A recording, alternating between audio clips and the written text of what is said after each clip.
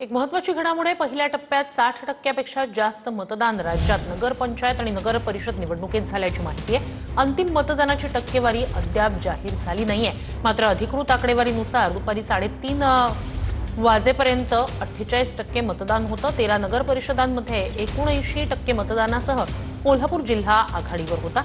नाशिकमधील 6 नगर परिषदांमध्ये संध्याकाळी 5:30 वाजेपर्यंत 60%पेक्षा जास्त मतदान झाल्याचा प्राथमिक अंदाज होता। 2015च्या निवडणुकीत 56% मतदान झालं होतं। अधिकृत आकडेवारीनुसार दुपारी 3:30 वाजेपर्यंत 48% मतदान झालं।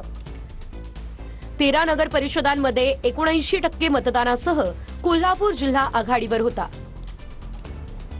नाशिकमधील 6 नगर परिषदांमध्ये सायंकाळी 5:30 वाजेपर्यंत 60%पेक्षा जास्त मतदान झाल्याचा प्राथमिक अंदाज आहे। बदलापूरमध्ये 58%पेक्षा जास्त मतदान झालं।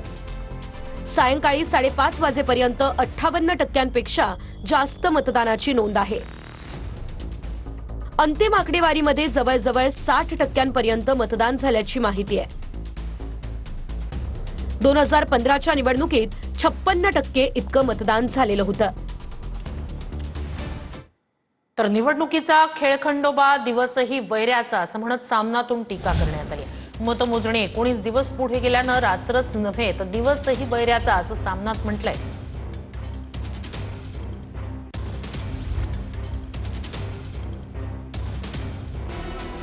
निवडणुकीचा खेळखंडोबा दिवसही वैऱ्याचा, सामनातून टीका। मतदार याद्यांमधील घोळ, काही ठिकाणच्या निकालांवर असलेली सर्वोच्च न्यायालयाची टांगती तलवार, 12 जिल्ह्यांमधील निवडणूक प्रक्रिया नियमबाह्य झाल्याची निवडणूक आयोगानंच दिलेली कबुली, उच्च न्यायालयानं पुढे ढकललेली मतमोजणी, अशा गटांगळ्या खात महाराष्ट्रातील नगरपालिका आणि नगरपंचायतीची निवडणूक सुरू आहे। मुख्यमंत्र्यांच्या नीतिनियमांच्या दिव्याखाली फक्त घोळ, गोंधळ आणि संशय कल्लोळाचाच अंधार आहे।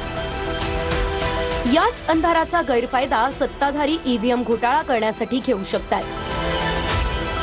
नगरपालिका आणि नगरपंचायत निवडणुकीचा पुरता खेळखंडोबा झालाय। मतदान आणि मतमोजणी 19 दिवस पुढे गेल्यानं लोकशाहीसाठी रात्रच नव्हे दिवसही वैऱ्याचा असणार आहे। रत्नागिरी जिल्ह्यातील 4 नगर परिषद आणि 3 नगरपंचायतीच्या मतदान पेट्या रात्री उशिरा स्ट्रॉंग रूम मध्ये दाखल झाल्या। सर्वच ठिकाणच्या मतदान यंत्रांच्या स्ट्रॉंग रूमला राज्य राखीव दल आणि स्थानिक पोलिसांचं सुरक्षा कवच देण्यात आलंय। रत्नागिरी जिल्ह्यातील मतदान आटोपल्यानंतर मतपेट्या ज्या आहेत त्या सध्या स्ट्रॉंग रूममध्ये दाखल झालेल्या पाहायला मिळत आहेत। रात्री उशिरा रत्नागिरी जिल्ह्यातील 4 नगर परिषद आणि 3 नगर पंचायतीमधील ईव्हीएमच्या मतपेट्या ज्या आहेत त्या स्ट्रॉंग रूममध्ये दाखल झालेल्या पाहायला मिळत आहेत।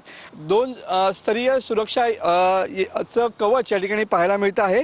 झालेल्या मतदानाच्या मतपेट्या कडेकोट सुरक्षा व्यवस्थेमध्ये सध्या ठेवण्यात आलेल्या पाहायला मिळत आहेत। आपण सध्या रत्नागिरी नगर परिषदेच्या बाहेर आहोत आणि याच मजल्याच्या पहिल्या मजल्यावरती जो भाग आहे त्या ठिकाणी ही स्ट्रॉंग रूम करण्यात आलेली पाहायला मिळते आहे। स्ट्रॉंग रूम आहे त्याचं सुरक्षा या ठिकाणी केली जात आहे आणि कोणालाही या परिसरात फिरकू दिले जात नाहीये।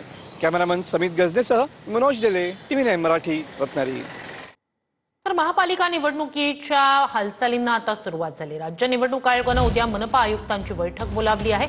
सर्व महानगरपालिकांचे आयुक्त बैठकीला उपस्थित राहणार आहेत। राजकीय पक्षांकडूनही सूचना आणि हरकती मागवण्यात आल्या आहेत। तर राज्य निवडणूक आयोग आता याचा आढावा घेणार आहे। 10 डिसेंबरपर्यंत आलेल्या हरकती आणि सूचनांचं निरसन करण्याच्या हालचाली आता राज्य निवडणूक आयोगाकडून सुरू आहेत। जिल्हा परिषद निवडणुकीआधी निवडणुका होण्याची शक्यता आहे। 15 ते 20 डिसेंबर दरम्यान या मनपा निवडणुका जाहीर होऊ शकतात।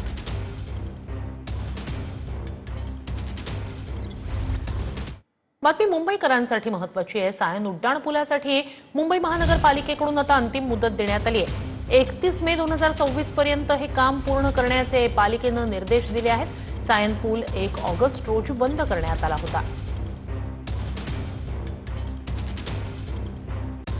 1 ऑगस्ट 2024 रोजी सायन येथील पूर्व आणि पश्चिमेला जोडणारा उड्डाणपूल जो आहे तो बंद करण्यात आला होता। हा ब्रिटिशकालीन सायन पुलाचं काम करण्यासाठी हा पूल बंद करण्यात आला होता आणि हा सप्टेंबर 2025 पर्यंत याचं काम होईल असं अपेक्षा वर्तवली होती. परंतु आता 31 मे 2026 पर्यंत या पुलाचं पूर्णपणे काम करा असं मुंबई महानगरपालिकेच्या वतीनं संबंधित यंत्रणांना जे आहे ते आदेश देण्यात आलेले आहेत. 1 ऑगस्ट 2024 रोजी हा पूल पूर्णपणे जो आहे तो वाहतुकीसाठी बंद करण्यात आला. हा ब्रिटिशकालीन पुलाचं काम जे आहे ते मुंबई महानगरपालिका आणि रेल्वे प्रशासनाच्या वतीनं करण्यात येईल. सायन पुलाची 1 जूनची जी डेडलाईन आहे ती संबंधित यंत्रणा पाळतात का आणि मग हा पूल सुरू झाला तर प्रवाशांना दिलासा मिळतो का हे पाहणं महत्त्वाचं असेल. कॅमेरामन योगेश गुरवसह निवृत्ती बाबर, TV9 मराठी. तर राज्यात अजूनही बिबट्यांची दहशत कायम असल्याचं पाहायला मिळतंय. पुण्याच्या चाकण MIDCत वराळे भागात बिबट्या आढळून आलाय, तर शिरूरमध्ये सुद्धा शेतात 3 बिबट्यांचा मुक्त संचार पाहायला मिळालाय. साताऱ्याच्या पाटणमध्ये माझगाव परिसरात बिबट्याची दहशत आहे. वन विभागाकडे बिबट्यांचा बंदोबस्त करण्याची मागणी केली जाते. देखो ना, रुका रुका रुका रुका ना.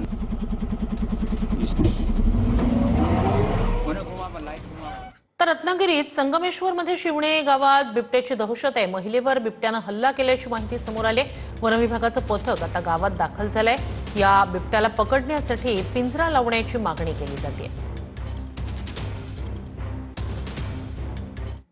बातमी नाशिकमधून. तपोवनमधील वृक्ष पुनर्रोपणासाठी 1.5 कोटींच्या यंत्र खरेदीचा घाट घातला जातोय. यंत्र खरेदीसाठी पालिका प्रशासनाकडून प्रस्ताव तयार केल्याची माहिती समोर येते.